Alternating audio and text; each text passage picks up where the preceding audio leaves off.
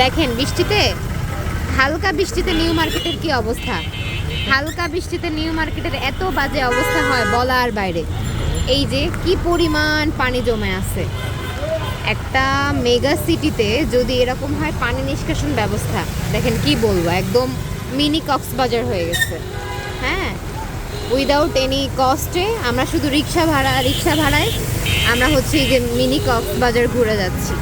হ্যাঁ, ঢাকার new market branch, এটা হলো ঢাকার নিউ মার্কেট ব্রাঞ্চে সমুদ্র সৈকত।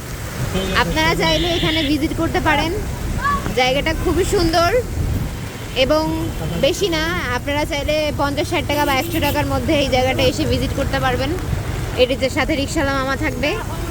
Enjoy enjoy enjoy. দেখেন মানুষের কি ভোগান্তি পানিতে, দোকানপাটের অবস্থা দেখেন কি অবস্থা। আল্লাহ, এটা কোনো কথা? হ্যাঁ, এই ভোগান্তি কি সারা জীবনই থাকবে? এটার জন্য দেখেন কি একটা অবস্থা। এই শালা দাঁড়া, দেখছেন কি একটা অবস্থা।